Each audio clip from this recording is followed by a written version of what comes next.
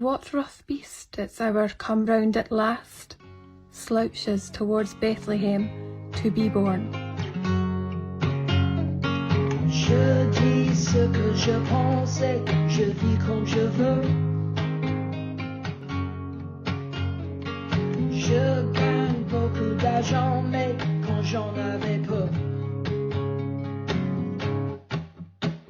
je n'étais pas plus malheureux.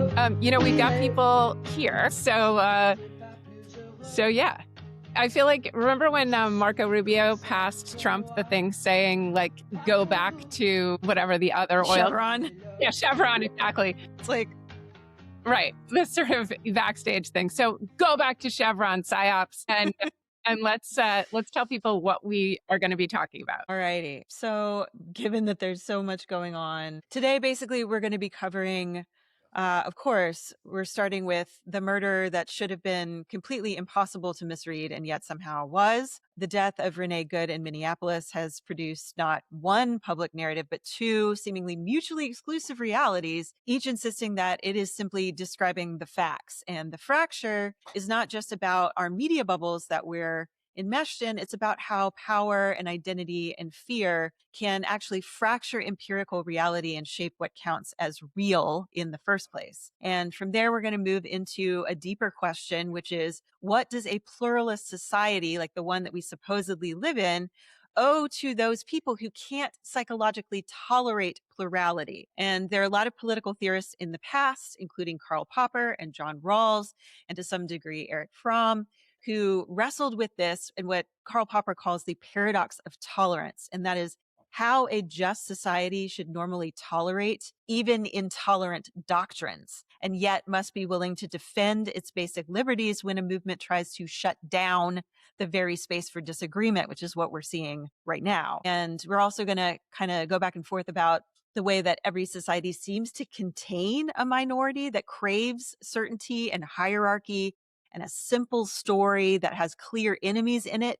And this isn't because they're uniquely evil, but ambiguity is temperamentally unbearable for some people. And narcissistic political projects know how to recruit and exploit this vulnerability. And part of that is by offering this totalizing narrative that explains everything and licenses aggression up to and including mass atrocities. And finally, we're going to kind of like, if we have time, go through and talk about narcissistic collapse and how the regime, because it is a narcissistic system, might be exhibiting some signs of that collapse because the myth of its grandiosity is starting to run into empirical reality and be punctured by that reality. So, Virginia, I wanted to maybe kick off with a question that when you look at the murder of Renee Good, what do you see first? Do you see an individual tragedy or evidence that we no longer share a common reality at all? Yeah, I mean, fortunately, the video, I think, left doubts in very few minds about what exactly happened. The doubts had to be kindled very deliberately by J.D. Vance, by Kristi Noem, by Donald Trump. So that was a process that I sort of recognize from the Rodney King beating, right? Which is like, you see this thing, and a lot of people have been quoting 1984. You see the evidence of your eyes, the evidence of your ears in the video. Just something that looks like an affront to decency, looks like an instance of cruelty, looks like the kind of thing that, and Richard Rorty is big on sentimental fiction. He's big on the sentimental topoi, the kind of thing that Dr. King set out to create for people. So like the clear beating of an innocent person who's not fighting back is a spectacle for the camera that is meant to inspire, to stir cortisol, to stir, say, oxytocin or the desire to care, and all the things actually that Nietzsche said are terrible in people, the desire to care for people who are suffering. So I think this had the video and also the first accounts, because it was so clearly someone shot in the face. People kept mentioning that she was a mother shot in the face, right? So they have a big thing on their hand. Anyone trying to extenuate this, anyone trying to kindle doubt that there was anything but a woman driving away shot in the face, really had a lot of work to do, which is, I think, why J.D. Vance sounded so confused, it sounded like propaganda. There was too much language. One thing that sentimental fiction does that's really elegant is foreclose doubt that an innocent person has died. It's like Dickens was great at this. The Rodney King video was great at this. But then you have, to bring it back to Rodney King, then you have a set of defense attorneys for the police, highly paid defense attorneys, that try to introduce nuance into something that is not nuanced, and try to introduce professional codes that make no sense, but that play to everyone's idea that they're an intellectual, everyone's idea that they should be reading beyond that first gut punch that says this is wrong, right? Like, Kristi Noem killed her own dog. She shot her own dog. She shot her own dog for what she cited were complicated reasons. Like, the dog was dangerous. Like, she had to tell a big backstory about why she shot him. But then she claims for herself a certain expertise about canine behavior and all these other things. And to accept the obvious cruelty and inhumanity of her gesture, you have to accept all this complicated language. The same is true for the attack on Venezuela. The first thing that anyone says, you don't have to know anything about international laws. Like, whoa, you went into another country. We're not allowed to go into other people's houses. You went into another country and kidnapped the head of state. That's just wrong. That's wrong to a child. You beat up Rodney King, that's wrong to a child. You shot a woman in the head, that's wrong to a child. So now the burden falls on the powers that be to explain something, to make counterintuitive arguments that make us doubt ourselves, and also introduce this whole thing of reading videos, reading them against themselves. We're accustomed now to AI, so we know that, like, we can be tricked, that the evidence of our eyes is not in this case. No one I know, at least who's talking about it, saw her shot. So we really are just talking about reading the video. So the evidence of our eyes is a kind of literary critical or art critical reaction to a spectacle that's like framed for us. And then you can watch all the videos. So I'm not totally sure that this was a Yanni Laurel problem or the dress that's gold or blue, the dress that broke the internet, where everybody is looking at the same object, a Rorschach, and reading it differently. I think there is a concerted effort to muddle our minds about something that is otherwise obvious. So, arguments that the victim had it coming in this case, they're not landing with our intuition. They might be landing to our intelligence or our desire for conspiracy theories or other parts of ourselves that are engaged in this. But truthfully, and I don't know if it's just my feed, I don't see people making the argument that J.D. Vance has made. I know that argument is being made, but I also know that already going into this, 52% of Americans thought that ICE had overreacted before the murder. And I don't see that number coming down, right?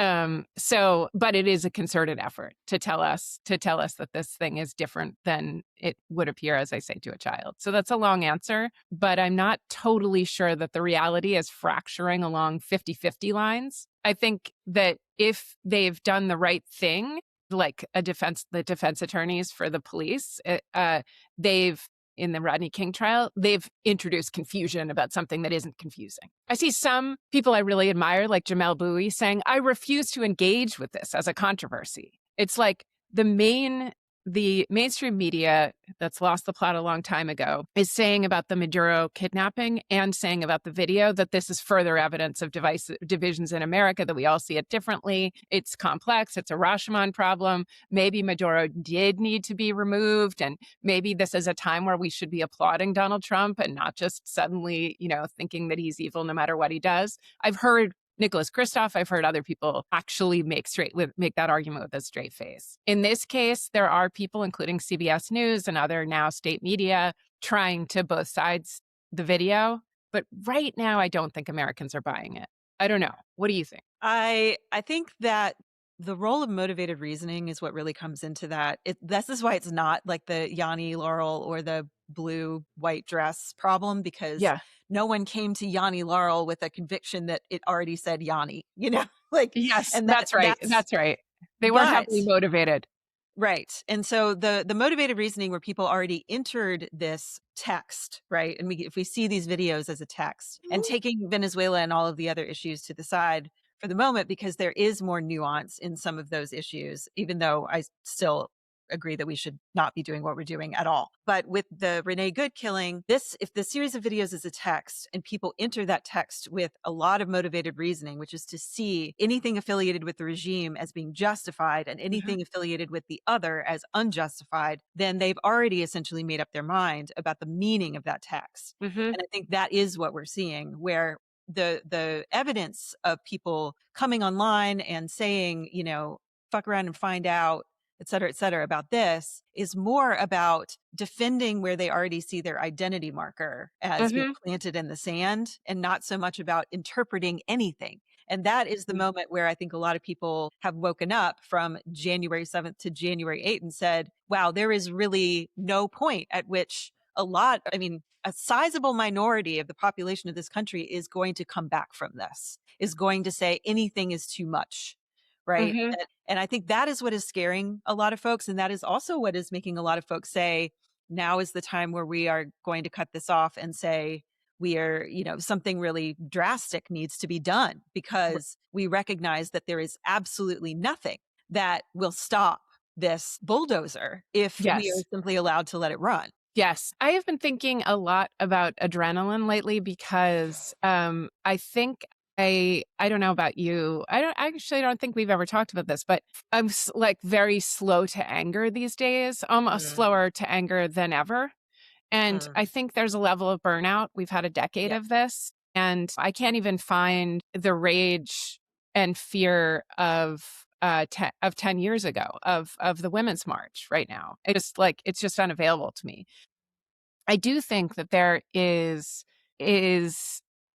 if this represents a bridge too far for sort of the anti-fascist side, and I use that in the context right now of Italy, which I've been thinking a lot about. So there a side where anti-fascist was not like self-styling media or getting you in the line of fire. It was just like, are you pro-fascist or anti-fascist? So let's just think of it in those contexts. For anti-fascists among us, this could be a correction to burnout. I really started to see anger, even in people who think that the left and even liberals in the Democratic Party have Trump derangement syndrome, or thinking like we need to just wait this one out. I saw recently some historians on Blue Sky, really, male white historians who are at Ivy League universities, saying, you know who we should have listened to? We should have listened to critical race theory, and we should have listened to gender studies.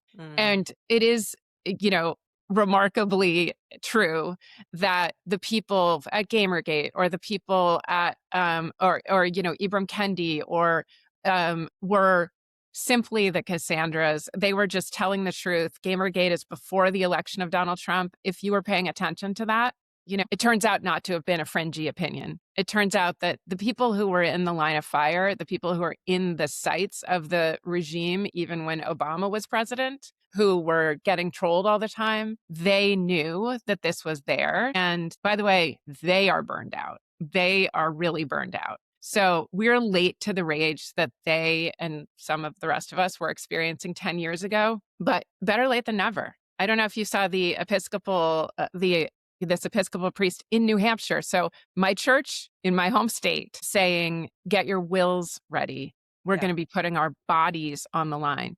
The Episcopal Church is known as like the George Bush family church. It's the WASPy Anglican church. Oh, believe me, my great granddaddy was the Episcopal Bishop of North Carolina. So oh my gosh, right. So somehow, right, that these are not people that would have done #the resistance even a short time ago. These are people who, when I went to church the day after Trump was elected the first time, we had to pray for Trump, our president-elect, and Mike, our incoming vice president-elect, right? Everyone does by Christian names, first names, and they got caught in my throat. But we were supposed to pray for them, like Obama said. We wanted to set them up for success. So we hoped that they were to support them. And now the very same people, meaning the leadership of the Episcopal Church, is saying, get your wills ready. It's time to put our bodies on the line. So ideally, something has spiked adrenaline in you could see the Black Panthers on video standing with their guns like this, that they're licensed to carry. Very, very menacing. They're identifying as Black Panthers. Who knows for sure what their affiliation is in Philadelphia? These are extraordinary videos. And, woe betide to the supporters of ICE who have not looked at some of the rage circulating in social media. Empowered rage. People with guns. Absolutely. And I do think, and I saw a message too from the Archdiocese of Catholic priests as well. It was not quite as poignant or pointed, excuse me, as the Episcopal bishop, but it was very similar. And so I do think we're starting to see almost and if I, could even make this, metaphorical jump to a autoimmune response, which is, and this gets back to, again, the paradox of tolerance, where, we have for so long lived in, I grew up, it was all about multiculturalism and political correctness and all of these, hands across America and Band-Aid and feed the world and, Free Willy. And it felt like this, it was a time where we were hiding our imperialism behind all of these totalizing and leveling narratives. And I think that in itself was able to hide a lot of the anti-democratic, anti-pluralistic, and driving a lot of that backlash groups to underground, where they have been, that rhetoric and all of the desired policies that they wanted to put into place to push all of that out of the way were able to really ferment in the underground. And then are now that is part of the coalition that they've been able to build. And I think it's the really unifying part of that coalition is that they are actively against plurality and ultimately democracy. And that is what you even saw in the recent Manhattan Institute survey of the GOP, which was fascinating, where they divided the GOP into what they called core GOP, core Republicans, who are people who are reliably conservative over a long period of time and have voted Republican for a long time. And then the new entrants, which are people who have come in recently. They're mostly younger and they were activated by Trump. And what they saw in the differential between those two groups was that the new folks are actually what they called not reliably conservative. They're something else. Right. So they 15% of them list themselves as openly racist. About a similar percentage list themselves as openly anti-Semitic. And so we're starting to see this, what I think is a lot of these underground narratives that were bubbling up in the white evangelical Christian nationalist movement. They were bubbling up in the gamer, male supremacy areas and, in other areas. And so we're starting to see that come to the surface and create this, the regime's narrative, which is all of those things, the anti-vaxxer, health is only what comes from the earth and, modern medicine is evil. That's what this coalition is about. It's about a shared list of people you want to eradicate. It's not about any set of values or policies. Yes. I keep thinking about when we're trying to determine what's lost. So I think one of the interesting things of looking back to the Hands Across America period, or the period where wokeism was really a widely shared aesthetic, it is really interesting. One of the things that I always think about during the pandemic is that Jack Dorsey, who was then running Twitter before Musk took it over, gave $1 billion away of his money. And I went to look and see where he gave it. This is 2020, so it's 5 years ago, before the rise of the tech right, but after, Trump's presidency and Black Lives Matters in the news, right?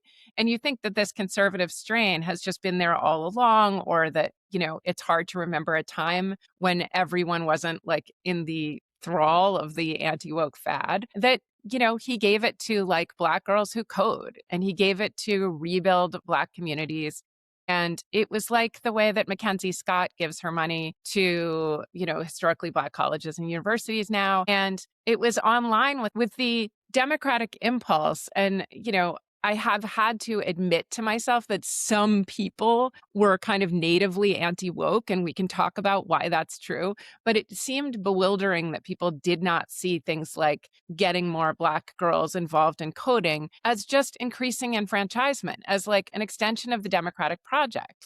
Now trans people are included. We used to have a time when it was white landowners, and now they're, one by one, the story of the 20th century was increasing enfranchisement and increasing welcoming of people who'd been excluded from the pie. And it's hard to remember what a short time ago this seemed inoffensive to people. But clearly, there was a counter narrative, as you point out, an openly anti-democratic narrative that was like opposed to multiracial liberal democracy, which had held both parties and, essentially all Americans, except for a quarantined group of Klansmen, it was a final vocabulary, as Rorty would say, for almost all of us. And certainly you weren't allowed to speak against it in polite company. I mean, I guess you might run into someone who said we'd be better off with a benevolent dictator or a monarch, or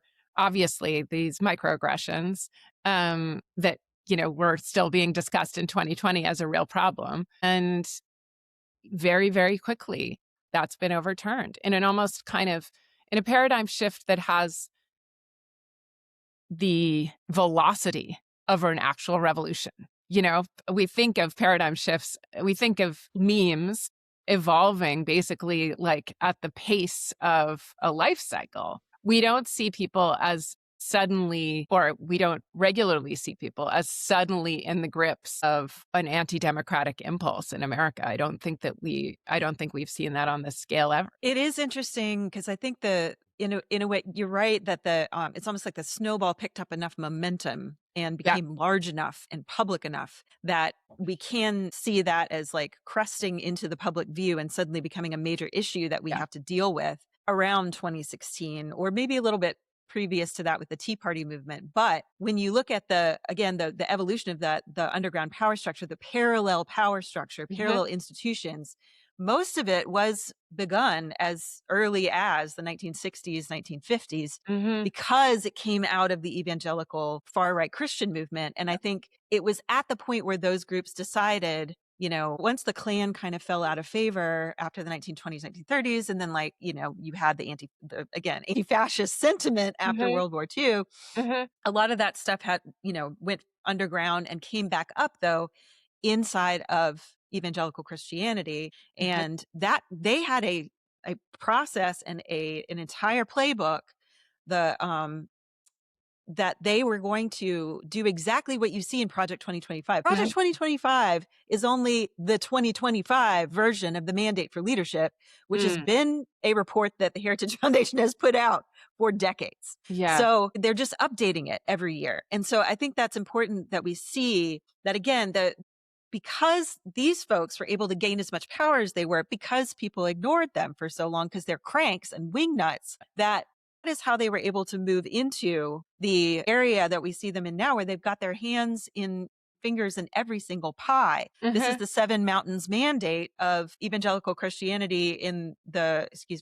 Reconstructionist, I think, is the subsection of that, where they see, the seven mountains are the seven areas of public life, and they want to see Christians dominate each and every one. They've been working at this for, half a century. And what are the seven? What are the seven?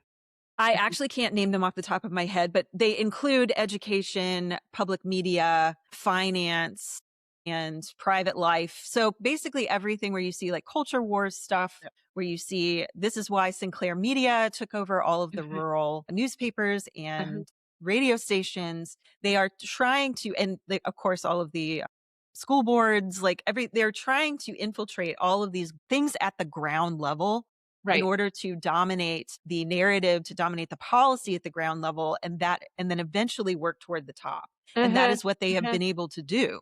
I do think they've unlocked something, that a Pandora's box, that they can't put this stuff back in. And I think it's going to take their whole movement down. And there are even people within that movement who have been saying we've been selling this narrative of persecution, Christian persecution, for so long. And we might have actually unleashed that on ourselves by being so intolerant. And because I think that is what you're going to start seeing, right? I'm already seeing that on my social media feed.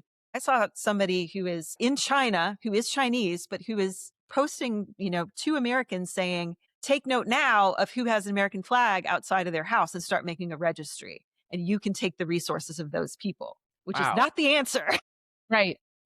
Let me be really clear. Yes. But this is what people when the pendulum swings back. If people don't have forbearance toward the very people who are causing them such pain and such anxiety now and who are committing true atrocities, you could very easily see, I mean, the French Revolution, people are already invoking, but how did that end? Reign of terror Right. followed by an emperor. Right.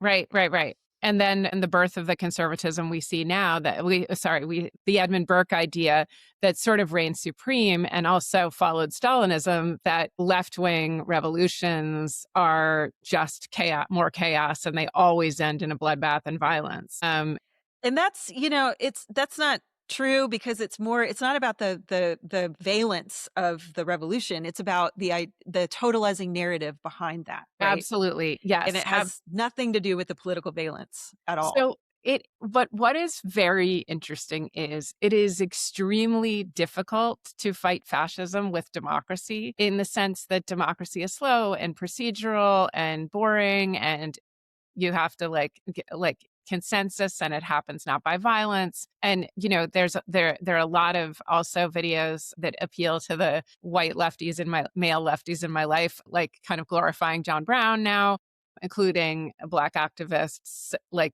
developing a new interest in like white men who kill white slave owners, right? So you guys are armed, like get out there and do this, like start killing white people. And I absolutely respect the adrenaline, but it's the same anti-democratic impulse, obviously. It's a terrorist impulse. It's an impulse people have when they feel cornered. And I think a lot of people feel cornered who it's the impulse to righteous violence. Violence, exactly. I think that is honestly, and just gets into this whole like horrible irony of the present moment, because what it's easy to overlook, and I find myself having to have a lot of patience and step back from this right now, because I also feel a lot of rage and just grief. Yes. But we have to understand that for the people who are sympathetic towards this regime, they have been living in a continual state of fear and anxiety on the level that we are right now for the last 20 years. That's right. The fact that was fictional, it doesn't make their lived experience any less real. And so they have flipped into a feeling of security, a feeling of vindication. But again, that righteous violence is what they had, the desire for righteous violence is what they had built up because of these years of being indoctrinated to think that they were constantly under threat and going to be eliminated and annihilated. Yes. And now if we, who are actually living under the threat of annihilation, give into that impulse in return, it will produce the same eventuality that we're seeing. So I've written on Substack about this, but I've become really interested in the war diaries of sort of ordinary citizens, in particular, this woman, Iris Origo, who wrote about her experience, wrote a war diary about her when she was in Italy during the rise of fascism and then during the war. So she is chronicling mostly the experience of all of us, which is so sitting in our houses, during the pandemic, I was able to see in Brooklyn some giant trucks with dead bodies being fed into them because it was such a hot spot in Brooklyn. But right now, ICE is not in New York City, and none of this am I seeing either out my window or on the street. So mostly what we're being treated to is this cacophony, as Iris Origo says, that she also experienced during the rise of fascism, which comes from, in her case, listening to the radio and reading the newspapers, where she was toggling among polyglot. She was listening to anti-fascist radio out of England and France, and she was listening to pro-fascist radio out of Italy and Germany, and trying to piece things together because the internal factions were also trying to get samizdat information to her in Italy about what was happening. And one of the reasons that you're reading the news right now is not just doom scrolling. It's the same reason Iris Origo was listening to the radio and plowing through what she said regularly put her at the brink of insanity. She said the worst noise of the war was not the bombing or the shells, but the cacophony on the radio. Was plowing through propaganda, one speech after another that you had to listen to by Mussolini, by Hitler, by Neville Chamberlain, and try to figure out what was going on. Right now, we really are looking to the news for something new, and that is, what the fuck should I do right now? Which is what I looked to the news for during the pandemic, but in general, I don't look to the news for. And I'm not very interested in op-eds now. I'm really interested in like what little pieces of things can I take away, because ICE is in Minneapolis. New York has been in the sights of the administration for a long time. You're in New Orleans. We're waiting on tenterhooks to figure out when are they coming here, and do I go out in the street and protest, or are protesters now fair game? What about my kids who often, jump to protest? And also, making exit plans for, when JD Vance is now saying they're going to knock on doors. It does They seem are like already doing that in Minnesota. Okay. They are They're breaking down right. people's doors. And Trump has said that anyone who opposes him is also fair game for some kind of deportation, no matter whether you were born here or not. So, you and I write regularly against the regime. Lots of listeners also do. And, they're checking our social media feeds. And we need to, right, there's certain kinds of, you and I are both David Graeber fans, but there's certain kinds already of hedges on our autonomy. My son's girlfriend is here on a student visa. She's long not attended pro-Palestine protests for exactly this reason of deportation. And can't leave the country for fear she won't get back and finish her education. And these are actual decisions about our autonomy, like, can we leave? Where should we leave? How quickly can we get out? What the threats are to the city, and then up to and including like Jerome Powell is being court-martialed or whatever. Like, if they are taking over the finance system, are we facing some kind of world of hyperinflation? All these things really have consequences for us, not to mention simple curiosity about the world. Have we annexed, or, are we occupying? Is Trump now the president of Venezuela? Like these are like, and is he going to annex Greenland? And are we losing NATO? Have we already lost NATO? Is NATO amassing their own weapons? Like, can we anticipate a world war? I mean, all these things are active possibilities. And Orisa Rigo in 1939, it's not like there weren't people around her, including people in high positions of power, who said, like, keep it together. It's like, let's not exaggerate. The fascists are this like group of young boys getting their, they're essentially the Proud Boys of our time, and they're still not going anywhere. There was like a foreign minister who said, like, war will be averted. We got this, right? Neville Chamberlain obviously saying that. So the fact that we have voices around us who seem more sophisticated, more chill, they're like staging for us, like, I don't have Trump derangement syndrome. Like, you guys you're just talking like those, you're talking like Gamergate girls of 10 years ago, shrieking and, like, Shrill. oh, all of you on Shrill, of course, all of you on Blue Sky, just in a liberal echo chamber. That, too, was the argument made to Orisa Rigo all the time. She doesn't know if war is coming. And she writes in her diary, maybe it won't happen. It seems like there's a lull. It seems like people have gone back to business. Italy will never align with Germany because everyone I know dislikes Germany. And, the fact that they're barreling like a Greek tragedy toward, this terrible, terrible war, all these casualties. At some point, she's like, 1 million boys have been called up in Italy, but it seems like it's going to stop there, and that's like a source of relief. So I think we're doing a lot of that right now, of saying like, well, Zoran in New York, we're saying Zoran Mamdani had that good meeting with Trump, and Trump swore he wouldn't send anyone to New York, so I can sleep tonight. And we might be deceiving ourselves. One other thing she says is, it's the deceit, the propaganda as piped into our heads by people we know, right? Like shades of the propaganda, which is like, well, the cop felt genuinely threatened, or, the protesters had been shouting in his face or whatever. So, or he had this other trauma from another, anyone extenuating what happened there has swallowed a certain amount of propaganda. So anyway, Orisa Rigo is hearing this from all sides. We are hearing this from all sides. Information space is obviously cracked almost beyond recognition. And I think, we might get to keeping our sanity as an actual task. This is what like early mentions of self-care, and I mean in the Black community, organizing community, meant. They didn't mean scented candles, right? They meant just like, don't go insane. Just don't go insane right now. And trust your instincts when you know this is wrong. Trust your instincts if one of your thoughts is like, my son's going to be called up, right? Like, there were people who opposed the Iraq war entirely on the grounds that they didn't want their kids to have to fight a war. That is a legitimate way to go. Stop at the sentiment. Don't don't overthink this, because then you find yourself having to defend liberal democracy, and liberal democracy does not really admit of a strenuous defense. Well, I think it does admit of a strenuous defense, but it's not in the context that, again, because it doesn't invoke righteous violence. And I think that's Right.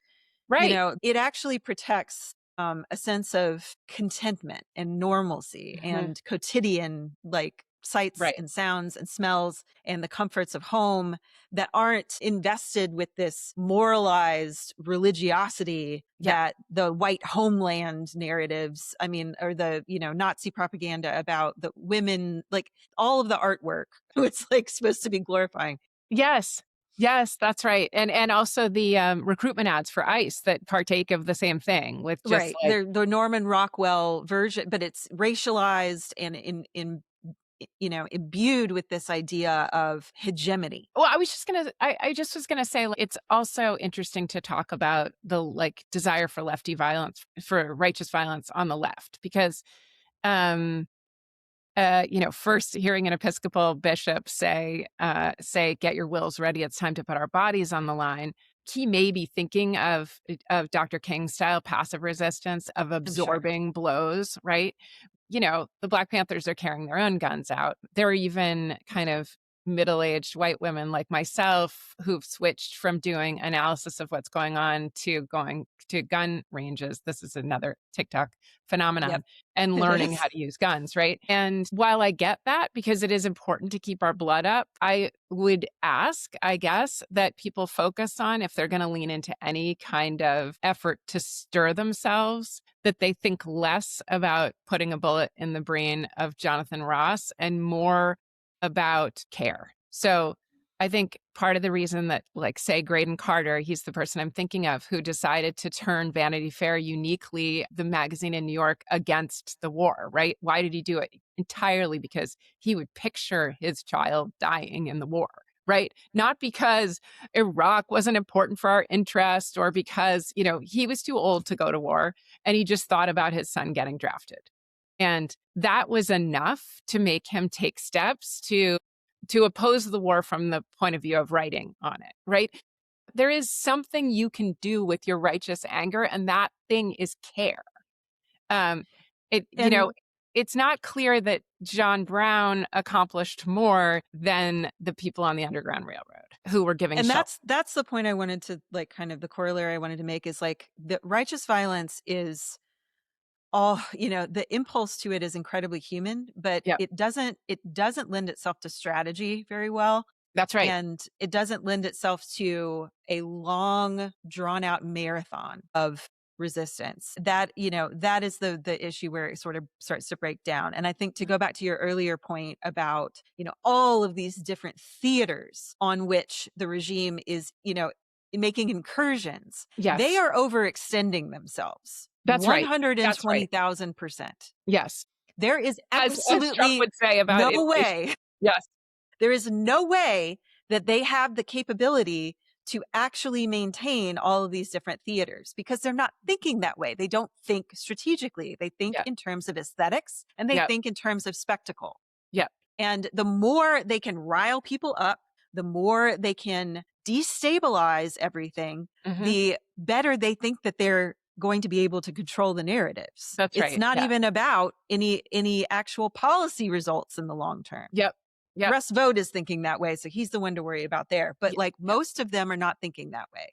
And so they have opened up all of these different Pandora's boxes in all of these different areas. And there is not a computer or an AI on this world that could effectively predict all of the interactions of the things that they have unleashed. And they continue to make it worse. Yeah. There is no way to predict the way this is going to go. That's right. And it could be that we see a world war easily. It could be. Yeah. Right? I mean, yes. In which we're the bad guys. We've been the bad guys for a long time, let's be honest. But in which we are the unequivocal bad guys and the aggressor. It could also be that we are the world's biggest debtor. Yes. Straight up. And this is us literally going around shoving our AKs in the air and saying, look at me, I'm the strongest. Meanwhile, all those AKs are paid for by China. Yes. All it would take for our allies to do is stop Yeah. showing up to our bond auctions. Right. Do Amazing. not buy our government debt. Do not buy our government debt. Yeah. And then also, put the dollar in free fall and God only knows what. I mean, And but that is also that's what the another Venezuela front. That's thing is another about. front. That's another theater. Are the, that you've written well about is AI and currency markets. And the reason that some of these conversations spiral is not just because, you and I love a tangent. It's Yeah. because there are so many theaters, as you put it. And jump easily from, are they going to come to New York, to, what am I going to do The about student micro to the visas? macro. From the micro to the macro. Exactly. Because you want to think ahead. So let's get into a little bit of thinking ahead. It's also interesting to watch. Iris Origo said that I almost want to show it to people, that the newspapers sometime in the late, I think in the early summer, late spring of 1939 ran like a puzzle, like a kind of Wordle thing. And it had the names of 5 world leaders. I think there's Mussolini, Hitler, or something, right? Hitler. Yes. And they're lined up in this way. And it says, who's going to win the war in Italian? And I put this on Blue Sky, actually. And they're lined up such that you can make out that Stalin is an acrostic down all these different names of who's going to win the war, right? So there's lots of predictions like that. I tried to make my own with NATO, Trump, this, to say Putin, because it's really hard to do an acrostic with Xi, XI, things that I spent a lot of time doing this morning because they're not other names that have X and you only get 2 names. Anyway, but the idea that people are doing gamified prediction markets, even in Italy in 1939, and the idea that the vilification of England, especially in Italy, follows the lines that they are politically correct or woke or whatever. It looks so much like they call the countries that they oppose the democracies. So this is a time when nothing is loaded, and America and the allies haven't won the in World War II. So it's a viable question of who's the bad guys here? The fascists by that name, or democracies by that name? And in Italy, you get to hear them say things like, and tell me that this doesn't sound like the Tea Party and on up to MAGA. England and France are fighting for their privileges. We are fighting for our lives. So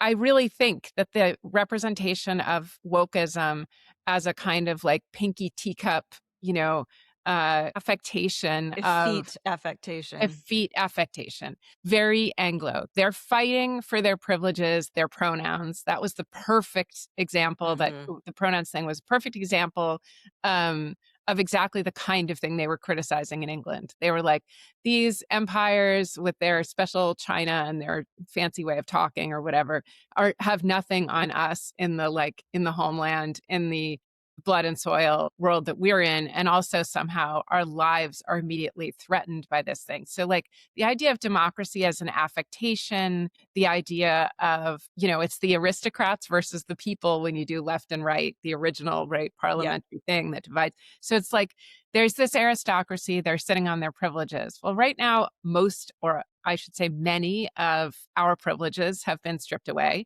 I was susceptible in 2016 to the argument that the thing that I was most afraid of at the Women's March or whatever was having my privileges taken away. I mean, I remember going out and getting a latte in November right after the election, and there was a little swirl of a maple leaf or whatever it was on it, beautifully done. And I was like, how much is this a constituent part of my identity?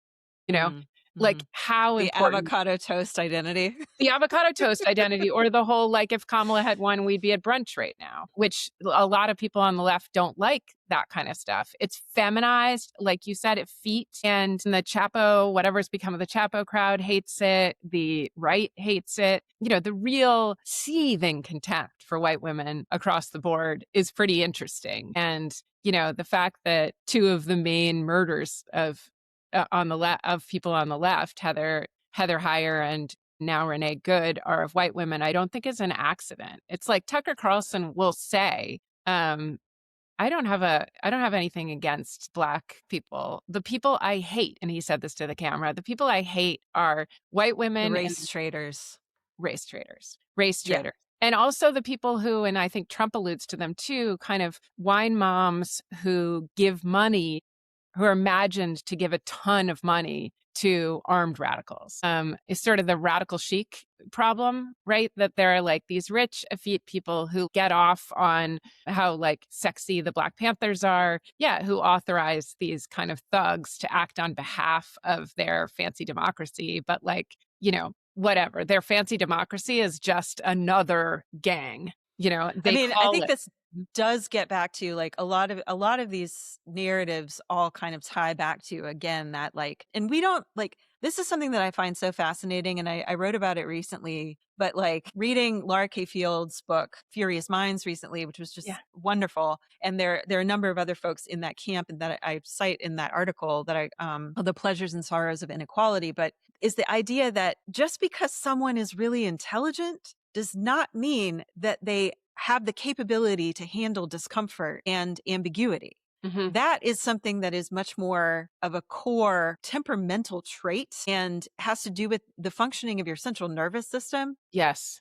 And so when we get to, and we don't acknowledge as a base part of our society, I don't think Yeah. there's any society that really does acknowledge that. But when we don't give people the capabilities to manage their emotional discomfort without externalizing it, Mhm. when we don't give people the capabilities to be introspective and to recognize when those emotions are overtaking them and to Mhm. say that I have this vulnerability and I need to manage it, and the responsibility to be self-contained, Mhm. then we get these whole movements and these whole stories, these narratives that will sort of validate and justify Mhm. that I don't need to manage myself. I don't need to manage my Right. discomfort That's because right. it's your fault Yeah. and you're the one who needs to go away so that Yeah. I can feel comfortable again because Yes. I'm on the right side.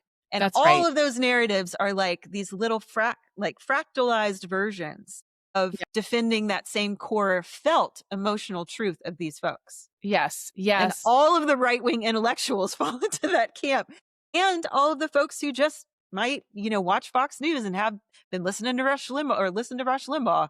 Like it's the same thing. It's saying, don't worry, you're uncomfortable and you're right to be uncomfortable because all of this around you is wrong. And if it just changed and all of these people went away, you'd feel okay again. So this is exactly why I have been I started now on Substack and TikTok, I think I want to get a piece of journal talk, the part of TikTok where people get like beautiful leather journals and pens. But Right. but I'm trying to do the sloppy, messed up version of that, which is just get any piece of paper that like use the back of an envelope and any ballpoint pen or pencil to write like Aris Origo did, because there are two reasons to not do this on social media, we say, as we're doing it on social media. But one of them is that the platforms are sold. Substack is largely owned by private equity that is aligned with a lot of bad things, but it's relatively free from at least the complete totalitarian control that you're starting to see on TikTok.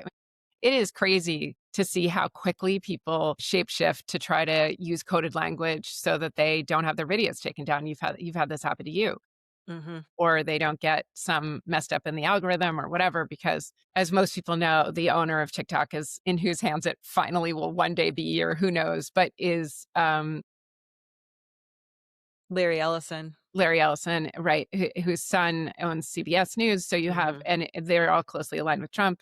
I won't even spell out the extent of their kind of brutal proto-fascist politics, but there they are. And then you have Zuckerberg and obviously of X and Truth Social. So the platforms are sold out. A piece of paper is probably the most secure platform you can find right now, the least sold out, the least ideological. But more importantly, and this is to your point about ambiguity, social media, including this, incentivizes certainty, short form communication that's about arguments, and the literary invention of our time, maybe the take. I'm not sure what a take was before social media, but a take is definitely like a quick perception, decisive, witty, and that does not admit of ambiguity. I mean, even if we said right now, I have no idea what's going to happen. That's just not something that you say in video, you say in public space. You try to give an interesting framework, you talk in polemics.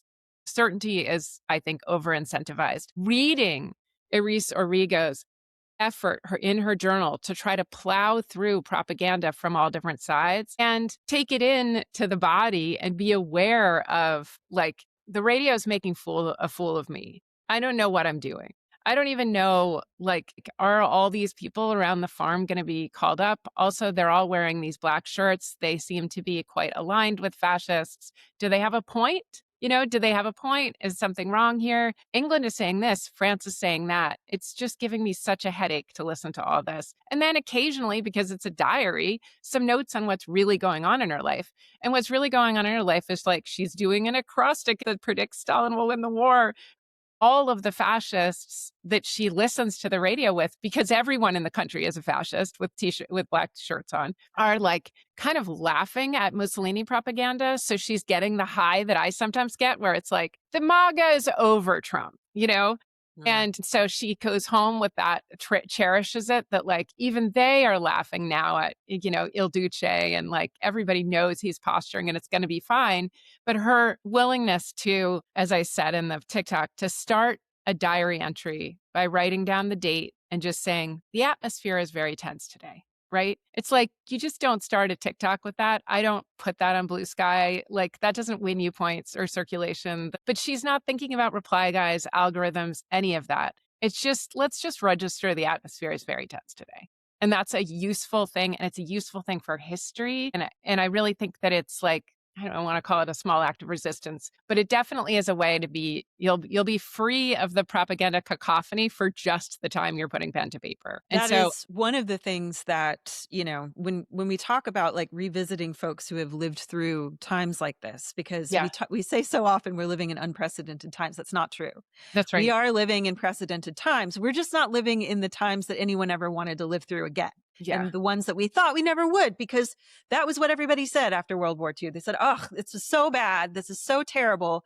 This is descending to the very depth of the human ability to be monstrous and atrocious. Yeah. This is the thing. We will never do this again. Lo and behold, here we are on the eve of another, the cusp of another. And as I understand it, they also said that the war to end all wars was the war that preceded World War II. That preceded World War II. Right. And so I think, like, we can look back. There are a lot of folks, and I'm going to do a piece on this, but who lived through these times and who came out with a lot of different tactics of what actually got them through. And one of those things is record keeping. And if we can do nothing else, we can keep a record. We can keep an accurate record of what went on. And that is even, something that other countries can help us do, because, they may not be able to come to our aid, but they can keep accurate records for us for referencing after the fact. But this is why we go back to people's diaries. Anne Frank, we go back to the one that you just read that I haven't read yet, Eric Fischel and Elie Wiesel. And, there's so many people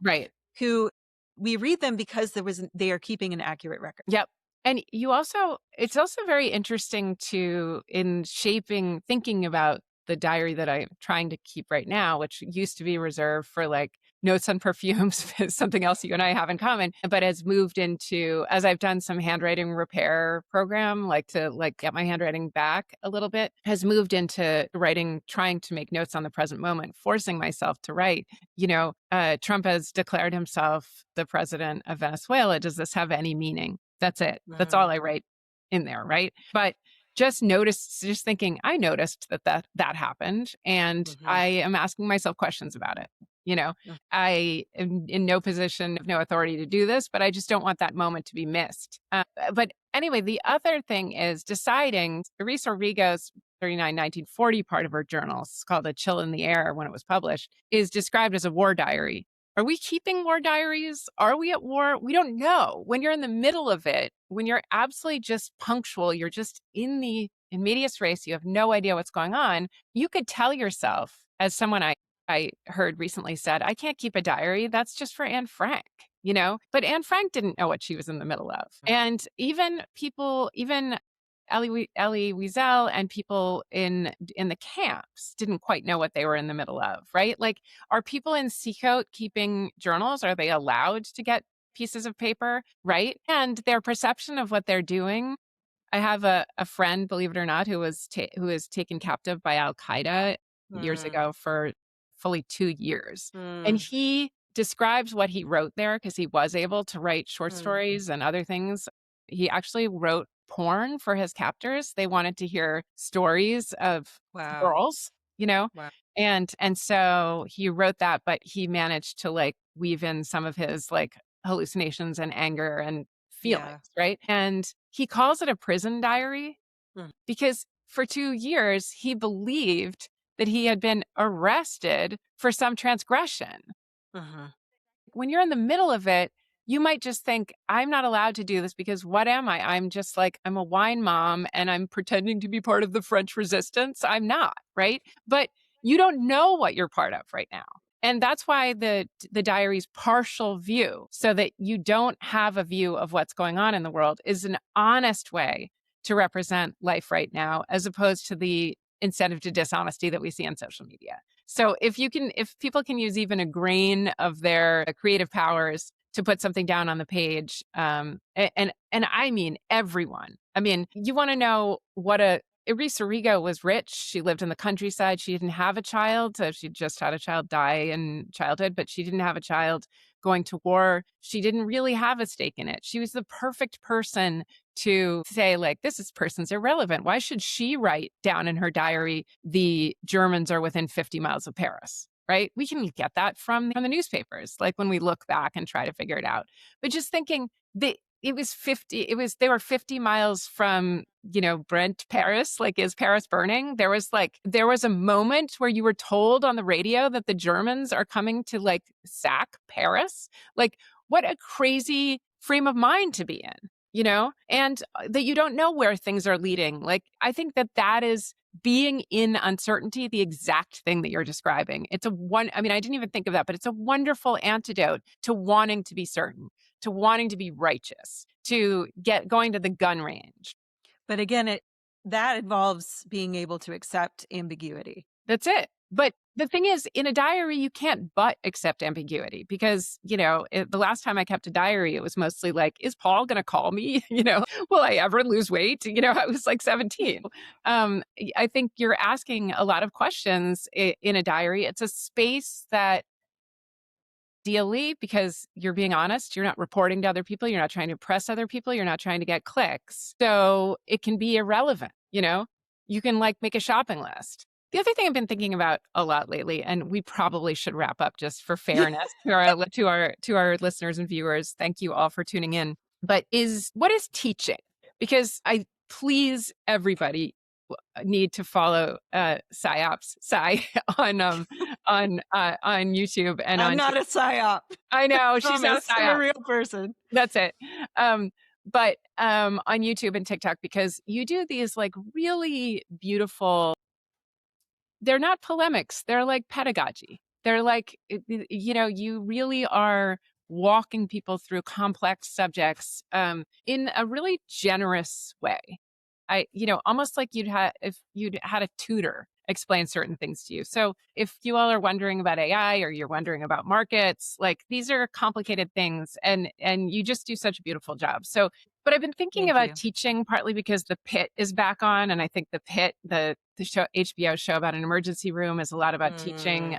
Mm. It's a teaching hospital, and so you see evidence of what does teaching look like. But I'm also thinking about it because there are people, to end on a somewhat up note, who are leaving MAGA, who are deconstructing their set of beliefs, who hit a wall when it came to seeing bullet go into Renee Good's face, who said, if my best thinking led me here to support this thing, something is wrong with what I think. And I need to go back and question. And it's really interesting to see what deconstructing Christians question. But among those things, they're questioning hell. They're questioning, their race views. One of them said she went to work recently at Medieval Times, met gay people for the first time, and was suddenly like, what? Why did I hate you? Just simple as that. Right. And Medieval Times doing its magic. And those moments, I think, are really powerful, but also Some of them, one in particular, has been asking for a tutor because she has a homeschooled or a parochial religious school education, and she sees education and even debate the way Erica Kirk sees it, which is that it's an occasion for someone to convert you or for you to convert them. So Proselytizing. the Yeah. only reason that you get into a conversation with someone about their differing views is to make them one of yours. It's violence by another means. So it's not Yeah. conversion by the sword, it's conversion by like by the end, like Shylock, you will get Spiritual that. warfare. Spiritual warfare, exactly. Yeah. So you're like winning souls, you're getting scalps for the thing. And all dialogue that they promoted, even Charlie Kirk promoted, these debates that he did were debates where he was like seeking to save souls at a revival. It was a St. George and the Dragon thing, It right? was It's St. George like, and the Dragon. I am taking my righteous sword and plunging it directly into your heart with my like incredible command of this argument. That's it. It's yeah. That's it. So, like, when you see Barry Weiss and Erica Kirk sit down and talk about how important free debate is, they're talking about something completely different. Even Erica Yeah. Kirk says, I love all people. I love Jews. And all I ask is that they accept Jesus Christ into their hearts. The whole, like, I love Jews as long as they become Christians. Yeah.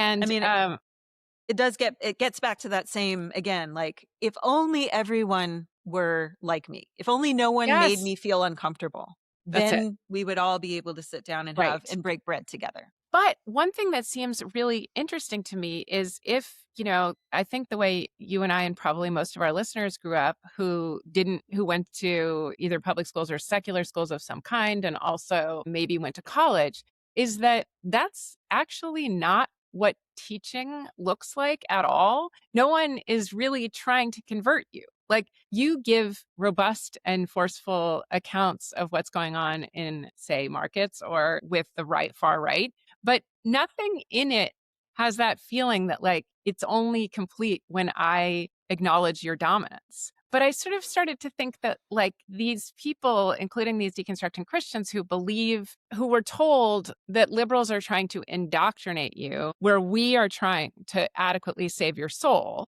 right? So the only reason that you talk to someone is you're trying to dominate them or they're trying to dominate you, so that you could start to be like, well, a liberal institution like Harvard or like a public school is only trying to convert you to some other set of beliefs. But just our lived experience of teaching is not that. So anyway, this woman who's trying to deconstruct is reading secular books for the first time. And she's reading weird stuff. Like, she wants to read something on shame because she's immediately very ashamed of like what she used to believe. So she's, maybe Brene Brown, whatever. But she also was suddenly like, I think I hold all these leftist beliefs, but I don't really understand abortion. But then someone told me that like I'm against abortion, but that's okay because it's a moral thing, but it shouldn't be a legal thing. And like separation of powers, all these things are just totally new to her. The idea that like maybe morality shouldn't be legislated and that religious tolerance is somewhere in that like you have different practices than I do and I'm not going to make a law is really interesting. So she asked for a tutor. She wants to start reading secular books, but she has no idea where to start. And she said, I'm willing to compensate someone who would come in and teach me these things. And I was thinking, it's not even the texts that you might introduce her to, just the idea that if she says, I don't understand because I feel like abortion's wrong and liberals want to kill babies. And I agree with liberals in certain ways, but they want to kill all these babies. And if you said back to her, not, you're an idiot, but like, repent of your sins, you need feminist indoctrination. And you said instead, abortion is a thorny issue. It's incredibly interesting. We could start to talk about what personhood is, whatever, and just model what curiosity and education looks like. And maybe for the first time, say that the answer to a question is not just you're right or you're wrong, and you need to adopt my set of beliefs. Philosopher that I was talking to the other day was saying he came out of Mormonism because there's some passage that made it seem like the God of the Old Testament was quite punishing and like wanted people to kill their daughters, right? And just stumbling on a passage and then saying to his father, why does God do this? And having his father say, like, you cannot doubt the word of the angel Moroni or whatever, made him think, wait a second, I can't even. This is actually why a lot of the folks in these camps, like that are a lot more restrictive in terms of the stories that they tell, hate relativism. Yes, Because exactly. if you can stand outside of something and critique it, then you can stop believing in it. That's And it. that's the true danger. Right. Right. And that's what Right. I mean. I think education, teaching is sort of imparting information in a way that gives people cognitive handles into something that they Yeah. can start to put together those narratives and pieces for themselves in a way that makes sense for them. And Yeah. it's ultimately rooted in compassion. And I think that's why, again, compassion is very ambiguous. Compassion is very nuanced. It's like, it's Yes. never straightforward. And in Right. order to be able to hold that, you have to be able to hold ambiguity and your own states of discomfort. Does it Yes. make me uncomfortable to encounter a lot of extremely intolerant people, some of which probably think that it would be better if I was dead? Yes, that's very uncomfortable. Yes. But Yeah. also, that's my discomfort. And I've got to be able to hold that if I'm going to be in genuine encounter with anything. That's it. I mean, I'm hopelessly constitutionally optimistic. And one thing I think is that fascism as a system doesn't really have great survival skills. It's not very nimble. And there is a time I'm fascinated by how people come out of their religions, like these deconstructing Christians. I think there's a lot of intellectual energy there that people should pay attention to. But, one of them recently said that they knew that Utah was the Holy Land. And then at some point they sort of saw a map of the world and just asked themselves, what are the chances that we're saved and no one in Paris is? And it was just looking at the map and just suddenly just saying, and that is elementary relativism. And it is It's very just what a child does. exactly. It's like saying, what? why is that way? Why do Yes. you say that? And what are Wait the a minute. chances How that did it get this way? Right. As compelling as it is for me to believe that I'm at the center of the universe and my brain is the only one that matters or even exists, it seems to be like given the lie by things around me. What are the chances that Il Duce knows everything, that Trump knows everything, and everyone else is nothing? The chances are zero. And the encounters you have with that, people online, like you talked about how they have too many fronts, too many theaters that they're fighting in. Even on TikTok. I mean, if I knew that I was posting to a place that was like run by an open propagandist who, is the biggest donor to the Friends of the IDF, whatever that organization is. There isn't even an organization, Friends of the US Army, but there's Friends of the IDF, and he gives to that, and he's close to Trump and whatever, and he runs the platform that I'm posting to. I would think you were crazy because I would picture it like Pravda in Russia. But the truth is, TikTok, it proliferates and it is a home of relativism par excellence because you have so many people. Like, if you ever want to think there's more things in heaven and earth than are dreamt of in your philosophy, dip into TikTok because you will see that like there is H-Mart Gate. There are things that you can't even like. It is not just fascism versus democracy.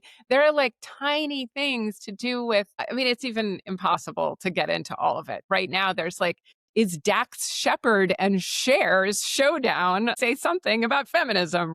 I mean, so if you need to think maybe what you are fixated on today is not the truth, the light, the way, then introduce yourself very simply to one of these other discourses and idioms, and you will remind yourself that other minds exist, other minds have ways of seeing the world, and that alone destabilizes your own thinking.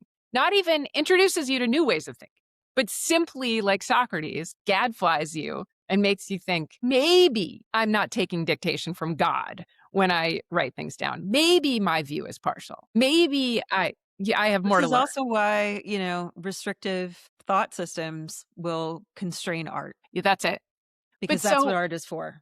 But don't you sort of believe that these forces, i.e. other minds, that one day that Mormon girl looks at a map and says, what are the chances that the hermetic ceiling of a fascist world order is kind of doesn't have the real survival skills to go that, Mussolini, the height of his power is like a few years from being hanged. It looks like 1,000-year Reich until it's snuffed out.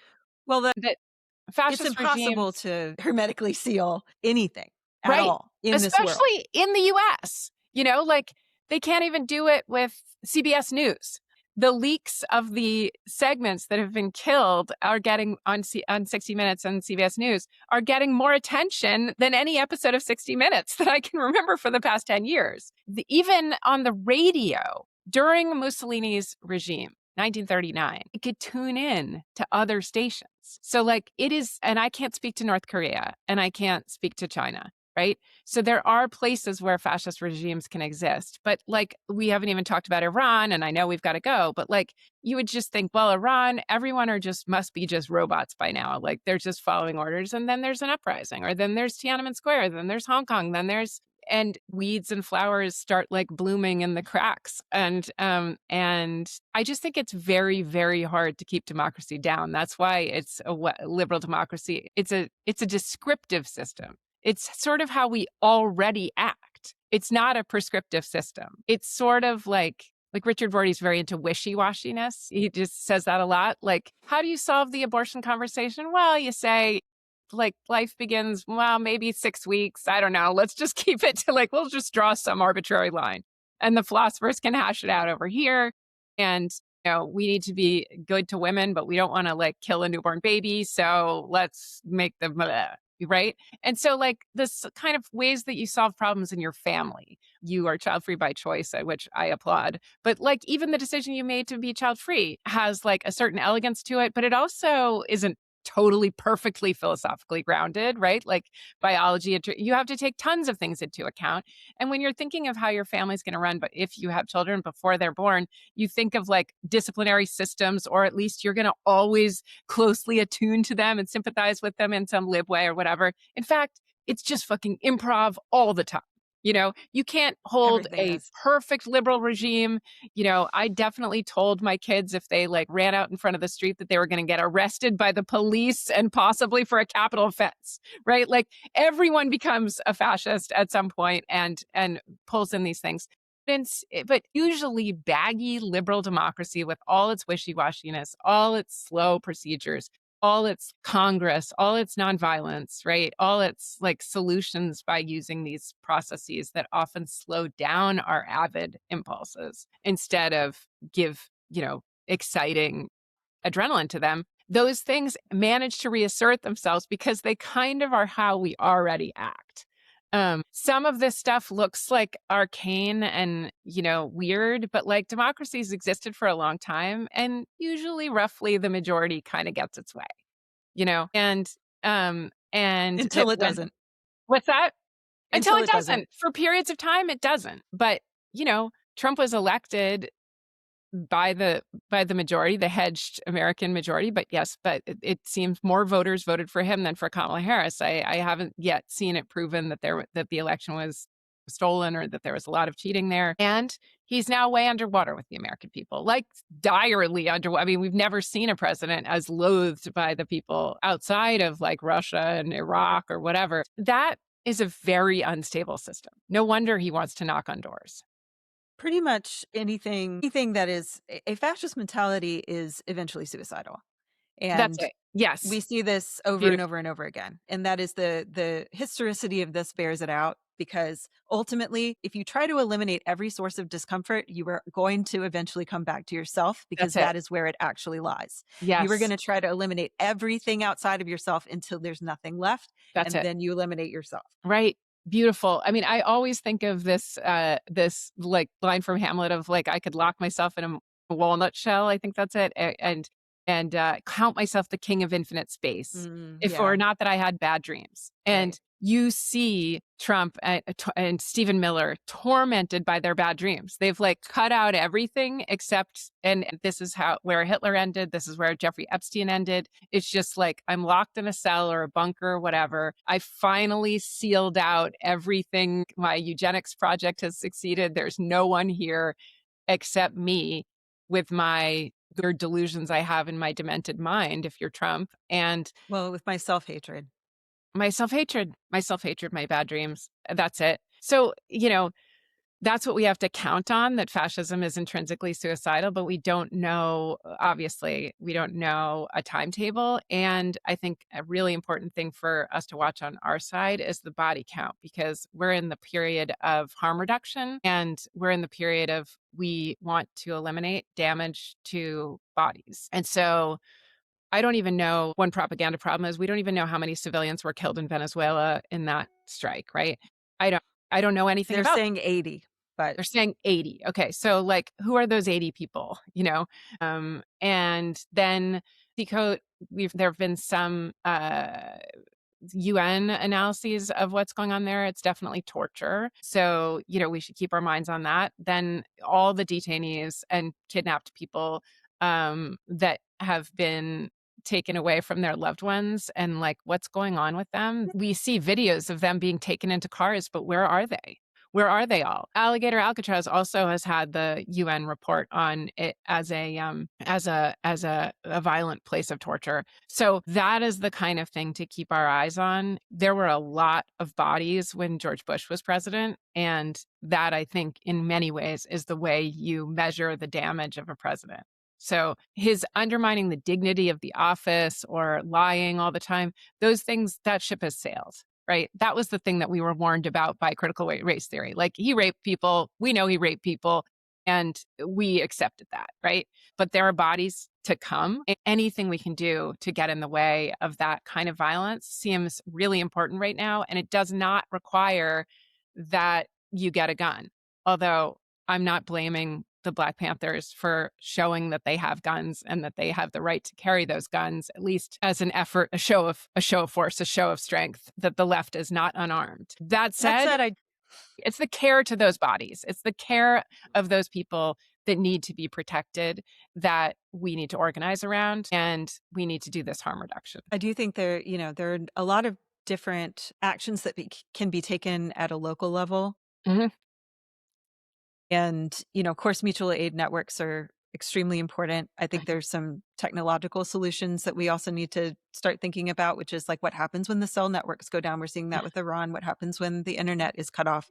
How do you communicate, et cetera? I mean, these are all things we can go into at another time. And I think this came from Tad Sturmer, who's a historian, the other night that I was watching, who said that, all transitions like this come with a body count. Mhm. There's never been a bloodless into fascism, unfortunately. And I do think it is time that we realize that I do think we've crossed a Rubicon. I think we are in a different place now as of the beginning of this year for a variety of reasons. And there is an inevitability to what is coming, I think. What that is, I'm hoping it's only a financial ruin, because that is still a really ripe area for us to have the rug pulled out from underneath us. It will also come with a body count. People will starve to death, but that is a possibility. That would be preferable over a civil war. But I do think we're in a place where we're going to watch what the evolution of this conflict actually turns out to produce. Right. So, yes, we should probably leave it there, but I can't help but add that some kind of financial collapse like that, we're talking sort of Weimar, like no one can afford anything. There are queues, as the British economists call it. So there's breadlines. How does that actually lead to body counts? It is, as you say, it's through hunger, starvation, and hypo or hyperthermia. So people sleeping outside. Exposure. And that's where you feed and shelter the people who are suffering that way. The people if there are people who can, if there are people who can. So that's where we get to care. So those are the things I think to look to for the protection of other people's bodies, where that you are doing the right thing. Keep a journal, because that's also where you record these like simple apprehensions that Renee Good was shot in the face 3 times. Don't lose yourself in weird explanations that propagandists are telling you, because that will make you insane. Keep your sanity, right? You are instrumental in helping me keep my sanity, Sai. So in this time, because of the clarity that you bring to things. And we're really grateful that all of you tuned in. Thanks, y'all. Appreciate it. Bye, Virginia. Bye. Losses to the neck, but now I'm trophied up. I'm saying like, bing, bop, boom, boom, boom, bop, bam.